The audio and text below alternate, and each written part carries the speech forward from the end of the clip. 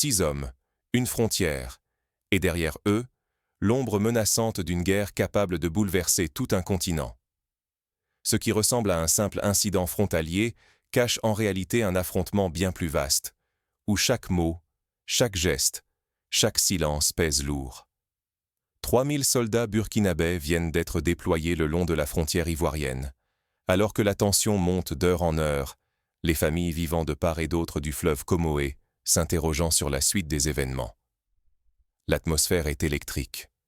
Dans de petites villes frontalières comme Nyangoloko ou Doropo, les habitants scrutent l'horizon avec inquiétude. Les marchés, autrefois animés, se vident plus tôt. Les enfants ne jouent plus près des routes, les commerçants murmurent à voix basse. Certains se souviennent de 1999, lorsque des accrochages entre douaniers avaient déjà semé la panique. Mais cette fois, le ton est plus grave, car l'inconnu domine. Tout a basculé lorsque 6 Ivoiriens armés ont été arrêtés en pleine zone rouge, à l'intérieur du Burkina Faso. Ouagadougou affirme qu'il n'avait rien à faire là, surtout pas avec des fusils et du matériel militaire. De son côté, Abidjan crie à l'injustice et jure que ce sont des citoyens innocents, piégés dans une tempête qui les dépasse. Les médias locaux se sont emparés de l'affaire. Des débats houleux s'animent sur les ondes de Radio Oméga et de la RTI, opposant experts en sécurité et représentants de la société civile. Le moindre détail est disséqué, chaque hypothèse amplifiée. Sur les réseaux sociaux, des vidéos, parfois montées de toutes pièces, circulent et alimentent la défiance. Mais l'affaire cache une blessure plus profonde. Il y a quelques mois, un nom circulait déjà sur toutes les lèvres, Alino Faso. Arrêté lors d'un séjour à Abidjan, puis retrouvé mort dans sa cellule dans des circonstances troublantes, il est devenu en quelques jours le symbole d'une injustice insupportable. Sa mort a mis le feu aux poudres, transformant la colère populaire en un cri contre l'impunité et l'ingérence étrangère. Depuis, la méfiance règne entre Ouagadougou et Abidjan. Le Burkina Faso exige justice et vérité. La Côte d'Ivoire dénonce des arrestations arbitraires. L'équilibre est précaire. Chaque geste est observé par des millions de regards anxieux. On se souvient du sort de Thomas Sankara, assassiné en 1987. Cela rappelle combien l'histoire ouest-africaine est jalonnée de trahisons et de blessures non refermées. Ce qui se joue ici dépasse la simple querelle de voisins. Derrière les murs de silence et les regards pleins de défis, une question obsède tous les esprits. L'Afrique pourra-t-elle enfin conquérir sa souveraineté ou retomber sous l'emprise d'intérêts étrangers? Si l'on ne comprend pas ce qui se joue, le continent risque de basculer entre domination ancienne et conflits fratricides. Mais comment ce piège s'est-il refermé? Pour comprendre, il faut revenir à l'origine des blessures. Remonter dans le temps, jusqu'aux années d'indépendance, lorsque la France, la Grande-Bretagne et d'autres puissances européennes redessinèrent des frontières à la règle, sans tenir compte des peuples, des liens, des histoires. Le Burkina Faso et la Côte d'Ivoire sont 2 enfants d'une même mère, séparés par un trait arbitraire. Tout commence bien avant l'arrestation des 6 hommes. À l'époque, les cicatrices de l'histoire coloniale n'ont jamais vraiment guéri. Les accords de coopération militaire signés peu après les indépendances, souvent imposés sous la pression, continuent de hanter les relations bilatérales. À chaque crise, ces accords sont remis en question, mais peu osent rompre le statu quo, de peur d'attirer les foudres des anciens maîtres. Bien avant les barbelés et les chars, tout a commencé par une humiliation, un deuil, une colère silencieuse. Pour saisir la crise actuelle entre le Burkina Faso et la Côte d'Ivoire, un nom s'impose, Alino Faso. Alino, de son vrai nom, Alain Traoré, n'était pas qu'un influenceur. Il incarnait la voix des oubliés, fidèle soutien du capitaine Ibrahim Traoré et fer de lance du panafricanisme. Sur les réseaux, il rassemblait des centaines de milliers de jeunes, prônant la rupture totale avec la domination étrangère, surtout celle de la France. Son charisme, sa parole acérée menaçaient l'ordre établi, tout comme, jadis, Patrice Lumumba ou Amilcar Cabral, dont les voix avaient été réduites au silence par la force. En janvier de l'an 2025, tout bascule. De passage à Abidjan, Alino est arrêté par les autorités ivoiriennes.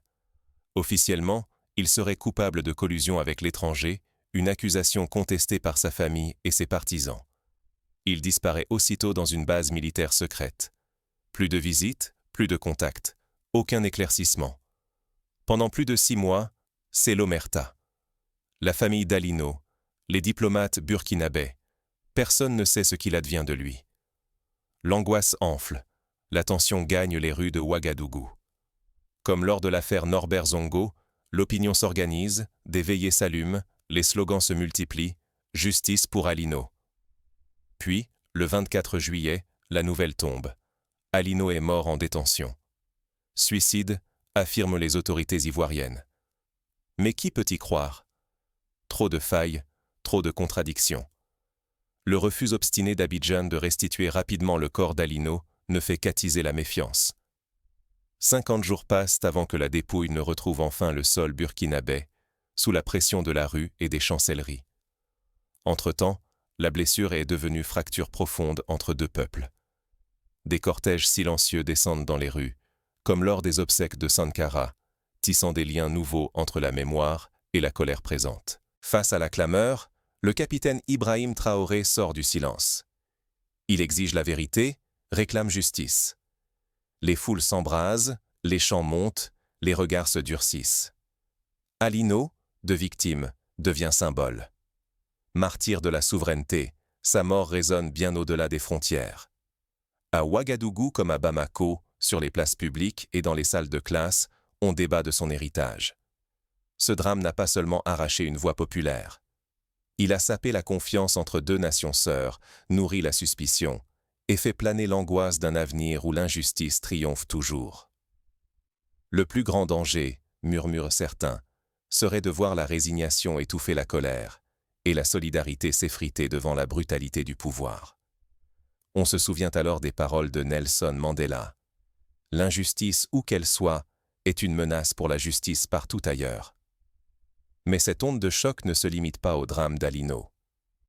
Quelques semaines plus tard, une nouvelle provocation vient jeter de l'huile sur le feu. Les familles frontalières, déjà marquées par la disparition de proches lors de conflits passés, vivent dans la peur d'un nouvel embrasement. Des commerçants rapportent des contrôles renforcés, les écoles ferment plus tôt, les églises prient pour la paix. Dans le Sahel, personne ne circule armé par hasard, surtout lorsqu'on franchit la frontière depuis un pays voisin. Les groupes armés, souvent infiltrés par des mercenaires ou manipulés depuis l'étranger, compliquent la donne. L'histoire récente du Mali, avec les interventions étrangères et les groupes djihadistes, hante tous les esprits. C'est à l'aube, dans une zone grise rongée par la peur et la défiance, que 6 ressortissants ivoiriens ont été interceptés par les forces burkinabées. Ils n'étaient pas de simples voyageurs. Ils portèrent des armes, avançaient sur une piste isolée, loin de tout poste frontière officiel. Leur arrestation a résonné comme un coup de tonnerre, aussi bien à Ouagadougou qu'à Abidjan. L'armée burkinabé n'a laissé aucune place à l'hésitation. Les 6 hommes ont été rapidement neutralisés, désarmés, puis escortés sous haute surveillance pour interrogatoire. L'idée même d'une libération rapide a été écartée d'emblée. Le capitaine Traoré a envoyé un message clair. Ici, nul ne franchit la frontière armée sans subir la rigueur de la souveraineté burkinabé. Les demandes répétées d'Abidjan pour obtenir la libération des détenus ont été catégoriquement rejetées, au nom de la sécurité nationale et du respect du droit local. Cette fermeté rappelle la politique de Kwame Nkrumah dans les années 60, lorsque le Ghana faisait face à des tentatives de déstabilisation et choisissait la force pour affirmer son indépendance. Sous la surface des échanges diplomatiques, la tension ne fait que croître. À Ouagadougou, on murmure que le président Ouattara serait le relais docile de la France en Afrique de l'Ouest. Le soupçon s'installe. Ces 6 hommes sont-ils l'avant-garde d'une ingérence plus vaste, orchestrée depuis l'étranger? Des analystes rappellent les interventions passées, comme celle de la France en Côte d'Ivoire, en 2002, qui avait ravivé la méfiance envers l'Occident. La question brûle toutes les lèvres, qui manipule qui dans ce bras de fer? Est-ce un simple incident frontalier, ou l'écho d'un affrontement où chaque camp avance ses pions dans l'ombre? Les observateurs chevronnés évoquent l'exemple du Congo des années 60, où chaque prétendue affaire locale cachait des enjeux mondiaux. Pour le Burkina Faso, céder signifierait l'humiliation et l'ouverture de ses frontières aux puissances extérieures. Résister, c'est sauver la fierté nationale, mais au risque d'un engrenage aux conséquences imprévisibles. Les citoyens, qui se souviennent des années de tension avec la Côte d'Ivoire lors de la crise ivoirienne, redoutent une nouvelle vague de déplacés et de violence. Ce dilemme va bien au-delà de l'armée. Il touche à l'âme même du pays. Maîtriser son territoire ou redevenir l'instrument d'intérêts cachés. L'arrestation des 6 Ivoiriens n'est pas la fin du conflit. C'est le début d'une lutte où chaque geste compte. Dans les écoles, des enseignants organisent des débats. Comment défendre la souveraineté sans sombrer dans la xénophobie? Mais ce bras de fer dépasse les enjeux locaux. Il met à nu le jeu trouble des puissances étrangères, prêtes à tout pour garder la main sur la région. Les rivalités entre Paris, Moscou et Pékin s'expriment désormais à travers des alliances militaires, des contrats miniers ou des financements d'infrastructures. La mort mystérieuse d'Alino Faso en détention va transformer la crise en brasier. Pour beaucoup, ce drame signe la fin des illusions et l'entrée dans une épreuve sans retour. Des groupes de jeunes, inspirés par les mouvements d'indépendance des années 60, lancent des appels à la mobilisation. Les radios communautaires diffusent des émissions spéciales sur la souveraineté et la mémoire des martyrs. Et si la véritable bataille ne se jouait pas à ciel ouvert, mais dans l'ombre, entre Paris, Moscou et Pékin, tandis que l'Afrique cherche sa voie au milieu des tempêtes? Car derrière chaque arrestation, chaque discours enflammé, se dissimule une partie d'échec où les grandes puissances avancent leurs pièces, invisibles et patientes. Certains y voient une répétition de la guerre froide, où l'Afrique servait de champ de bataille par procuration. Pour beaucoup de Burkinabés, la France reste le chef d'orchestre caché de cette confusion. Elle agirait, selon eux, par le biais de dirigeants africains qualifiés de marionnettes, prêts à défendre des intérêts étrangers, même au détriment de leur propre peuple.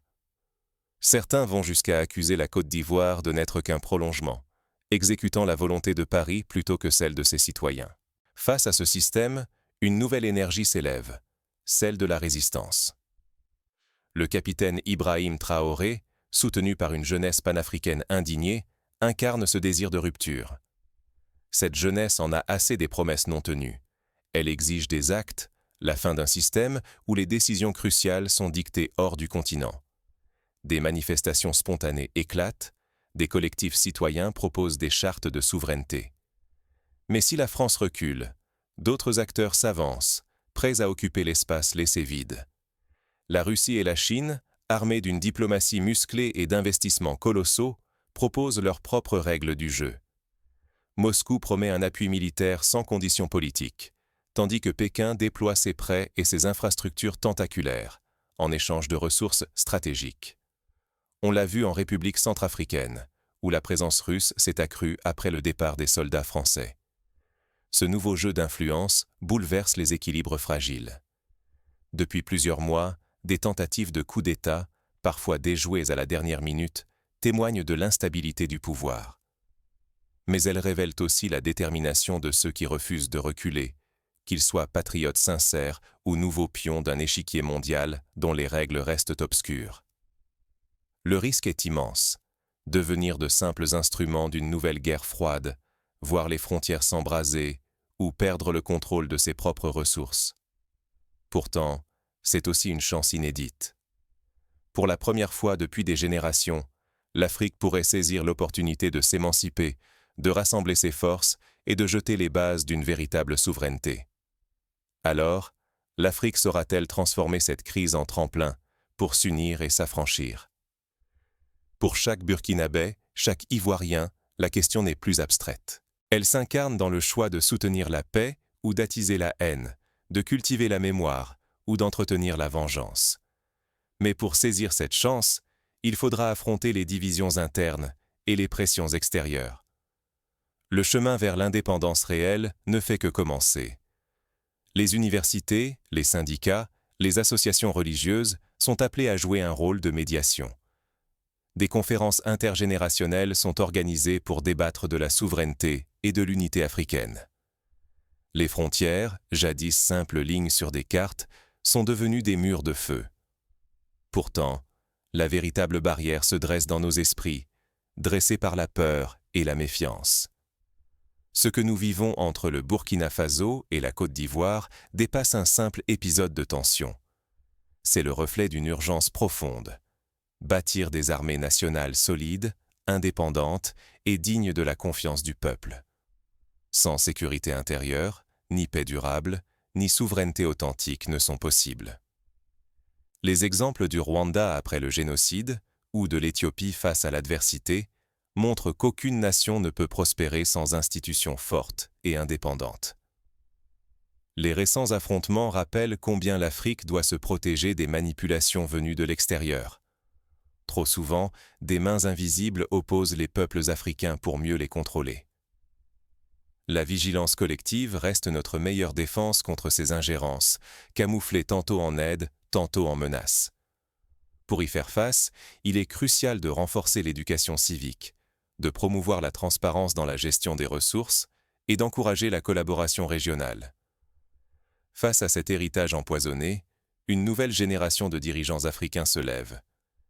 Ibrahim Traoré au Burkina Faso, Assimi Goïta au Mali, Abdourahmane Etiani au Niger. Ils ne cherchent pas la guerre entre frères, mais la rupture avec la dépendance. Leur message est limpide. L'Afrique doit s'emparer de sa défense, de ses ressources, de son avenir, sans attendre l'approbation de quiconque. Ces leaders prennent exemple sur les pères fondateurs de l'OA qui, dès 1963, appelaient à l'unité et à l'autodétermination. Dans ce climat, l'unité des peuples africains devient une question de survie. La division est le piège mortel, subtilement entretenu par ceux qui redoutent l'émergence d'une Afrique forte et souveraine. Refuser la division, ce n'est pas nier les conflits, c'est chercher ensemble, malgré nos différences, à bâtir un futur partagé. Le projet de la ZLECAf, la zone de libre-échange continentale africaine, en est un exemple concret, visant à dépasser les frontières héritées de la colonisation. L'enjeu est colossal, ou bien l'Afrique s'éveille, grandit en maturité politique et forge sa force collective, ou bien elle retombe dans l'abîme des rivalités et de la soumission aux intérêts étrangers. Nos familles, nos ressources, notre dignité et notre sécurité sont en jeu. Les conséquences d'un échec seraient dramatiques. Des millions de déplacés, des économies ruinées, une jeunesse privée d'avenir. À ce carrefour décisif, chaque Africain doit choisir son camp. Seul un sursaut collectif, une vigilance de tous les instants et la solidarité entre nations pourront transformer la crise actuelle en une chance historique pour forger la vraie indépendance du continent. Des forums citoyens, des pétitions et des campagnes éducatives peuvent aider à renforcer cette prise de conscience collective. Mais cette quête d'unité n'a rien d'abstrait. Elle se joue dans chaque décision, chaque geste, chaque parole. Car l'histoire ne pardonne pas l'indécision. Les générations futures scruteront nos choix, tout comme aujourd'hui nous interrogeons les erreurs du passé. Le rugissement des lions du Sahel a traversé les frontières et réveillé tout un continent. Serez-vous de ceux qui répondront à cet appel, ou laisserez-vous le silence s'installer? Dans les villages, les anciens racontent déjà comment, jadis, la solidarité africaine a permis de surmonter l'adversité, lors des grandes sécheresses ou des épidémies. Aujourd'hui, il s'agit d'une épreuve politique, mais l'esprit de la famille africaine demeure. Le drame d'Alino Faso et la tension entre Ouagadougou et Abidjan ne sont pas de simples querelles diplomatiques. Ce sont les premiers échos d'une Afrique qui s'interroge. Voulons-nous devenir maîtres de notre avenir ou rester les pions d'un vieux jeu imposé de l'extérieur? À chaque crise, à chaque injustice, à chaque silence étouffé par la peur, le rêve de souveraineté se fissure ou s'affermit. Aujourd'hui, il ne s'agit plus seulement de départager le Burkina Faso et la Côte d'Ivoire. Il s'agit de décider si les drames du passé seront des leçons ou des chaînes. La vraie question, c'est celle-ci. Nous, peuple d'Afrique, que ferons-nous lorsque la cloche de la souveraineté sonnera? Serons-nous ceux qui relèvent la tête pour défendre la dignité de nos nations, ou ceux qui détournent le regard, résignés à l'ordre imposé? L'exemple du Ghana, qui a tenu tête à l'Empire britannique, ou de l'Afrique du Sud, qui a vaincu l'apartheid, montre que le sursaut est possible. ce n'est pas qu'une histoire de gouvernement ou de frontières tracées à la règle. C'est celle des familles, des terres arrosées de sueur, des ressources arrachées ou préservées, des générations refusant l'humiliation. C'est la lutte pour que les richesses minières, agricoles et humaines profitent enfin aux peuples qui les produisent. La France et toutes les puissances qui rêvent encore de façonner l'Afrique à leur image n'attendent qu'une chose: notre désunion, notre silence, notre lassitude. Mais la voix et l'action de chacun décideront si l'Afrique s'appartient enfin ou si elle demeure un territoire à conquérir. Il est temps de multiplier les initiatives, de renforcer les médias indépendants, d'encourager une littérature et un cinéma panafricains, afin que nos histoires soient racontées par nous-mêmes. Désormais, la suite de l'histoire se joue entre nos mains. Les frontières ne sont pas de simples traits sur une carte. Ce sont des cicatrices, mais aussi des promesses. Que choisirez-vous d'en faire? Pour transformer cette crise en opportunité, des actions concrètes sont à portée de main. Organiser des dialogues intercommunautaires, renforcer l'intégration économique, investir dans l'éducation patriotique et soutenir les initiatives panafricaines. Chaque citoyen, chaque village, chaque ville peut devenir un maillon de la renaissance africaine. N'attendons pas que l'histoire s'écrive sans nous. Saisissons ce moment, relevons le défi et ensemble, traçons les contours d'une Afrique forte, digne et souveraine, capable de regarder le monde droit dans les yeux. L'heure n'est plus à la peur, mais à l'audace. L'Afrique, plus que jamais, mérite d'écrire elle-même la suite de son histoire.